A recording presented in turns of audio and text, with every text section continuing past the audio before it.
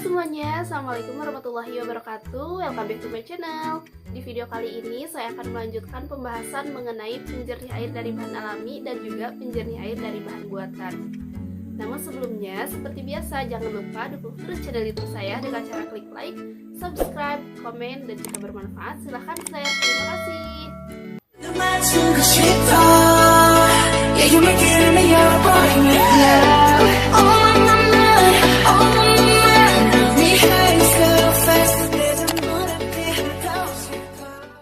Baik, di video sebelumnya saya pernah menjelaskan sedikit mengenai penjernih air dari bahan alam, di mana untuk mendapatkan air bersih kita bisa menggunakan teknik secara sederhana, yaitu dengan teknik penyaringan dan juga teknik pengendapan.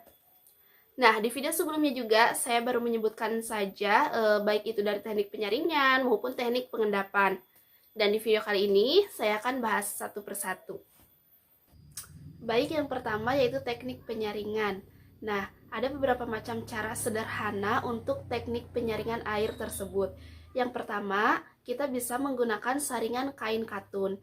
Jadi, air keruh disaring menggunakan kain katun yang bersih.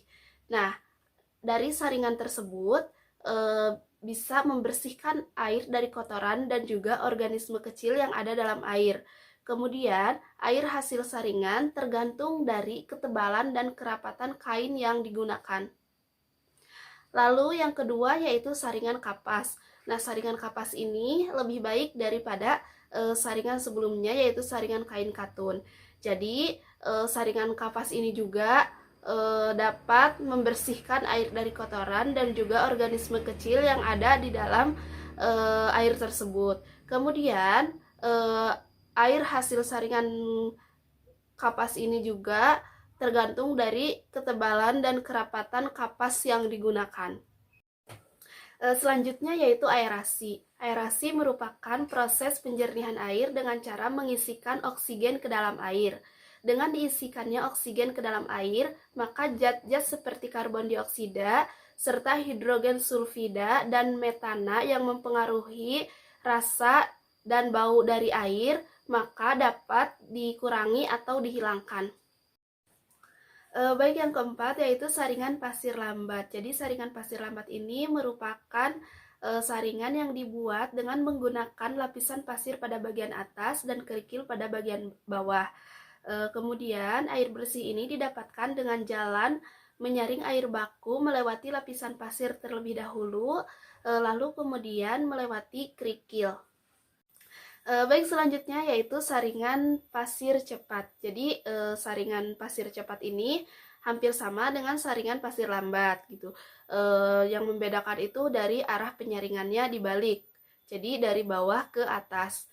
Adapun air bersih ini didapatkan dengan jalan menyaring air baku melewati lapisan kerikil terlebih dahulu sebelum melewati pasir. Baik, yang keenam yaitu gravity fed filtering system. Jadi, gravity fed filtering system ini merupakan gabungan dari saringan pasir cepat dan juga saringan pasir lambat. Jadi, air bersih ini dihasilkan melalui dua tahap. Yang pertama yaitu air disaring menggunakan saringan pasir cepat. Kemudian, air hasil saringan tersebut disaring kembali menggunakan saringan pasir lambat. Nah, dengan dua kali penyaringan ini diharapkan kualitas air bersih yang dihasilkan dapat lebih baik. Lanjut yang ketujuh yaitu saringan arang. Jadi lapisan arang ini sangat efektif dalam menghilangkan bau dan rasa dalam air baku. Nah, kemudian kita bisa menggunakan arangnya itu arang kayu atau arang dari batok kelapa.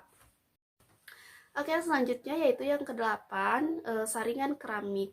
Jadi air bersih didapatkan dengan jalan penyaringan melalui elemen filter keramik. Beberapa filter keramik menggunakan campuran perak yang berfungsi sebagai disinfektan dan membunuh bakteri. Oke, next yang terakhir yaitu saringan cadas. Jadi saringan ini mirip dengan saringan keramik. Nah, air disaring menggunakan pori-pori dari batu cadas. Dan saringan ini sudah biasa umum lakukan oleh masyarakat dan biasanya air yang disaring itu dari sumur. Nah, itu dia cara penjernihan air dari bahan alami dengan menggunakan teknik penyaringan. Selanjutnya yaitu teknik pengendapan. Jadi ada beberapa teknik pengendapan untuk proses penjernihan air. Nah, diantaranya yang pertama kita bisa menggunakan biji buah kelor, yang kedua tawas, yang ketiga kaporit, yang keempat kapur gamping, dan yang kelima yaitu arang batok kelapa. Baik, yang pertama yaitu biji buah kelor. Jadi biji buah kelor ini mampu menetralisir partikel-partikel lumpur serta logam yang terkandung di dalam air limbah suspensi dengan partikel kotoran melayang di dalam air. Kemudian yang kedua yaitu tawas. Jadi tawas ini berfungsi untuk memisahkan dan mengendapkan kotoran dalam air. Lama pengendapan kira-kira 12 jam. Adapun tawas ini berfungsi untuk pengendapan, tidak berfungsi untuk membunuh kuman atau menaikkan pH dalam air. Selanjutnya yang ketiga yaitu kaporit. Jadi kaporit juga sama berfungsi untuk memisahkan dan mengendapkan kotoran dalam air.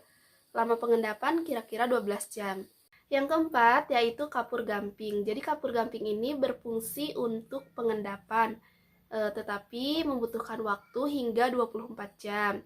Selain itu, kapur gamping juga berfungsi untuk menaikkan pH dalam air, namun tidak berfungsi untuk membunuh kuman, virus, dan bakteri.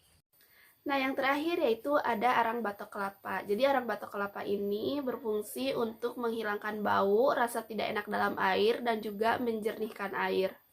Oke, selanjutnya yaitu teknik dan prosedur pembuatan alat penjernih air dengan bahan alam. Untuk pembuatan penjernih air ini dibutuhkan kemampuan teknik memotong, kemudian melubangi, menyambung.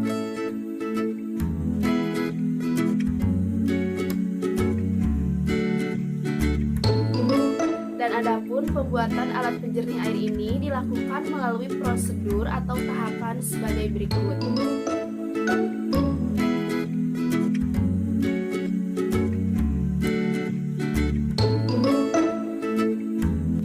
Selanjutnya yaitu penjernih air dari bahan buatan. Tujuan dari penjernih air bahan buatan ini sama seperti penjernih air dari bahan alam, yaitu untuk mendapatkan air bersih. Adapun pengolahan penjernih air bahan buatan ini tetap dilakukan melalui beberapa tahapan, yaitu tahap penyaringan, pengendapan, kemudian penyerapan menggunakan bahan buatan manusia seperti bahan kimia. Adapun alat dan bahan penjernih air dengan bahan buatan ini dia.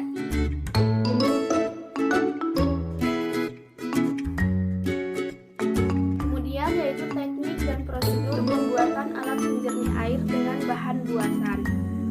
Teknik pembuatan alat penjernih air buatan sebenarnya lebih mudah, yaitu dengan menyiapkan bak atau tempat penampung air kotor yang memadai dan diberi mengaduk bahan kimia.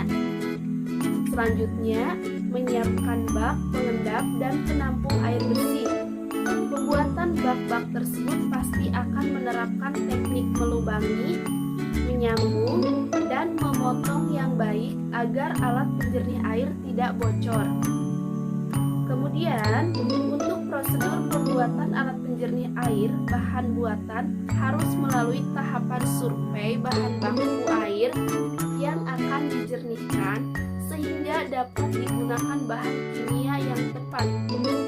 Penggunaan bahan buatan atau kimia cukup dengan kuantitas yang sedikit dicampurkan pada tempat penampungan yang besar sehingga lebih hemat dan aman. Penggunaan bahan kimia penjernih air yang berlebihan tidak dianjurkan.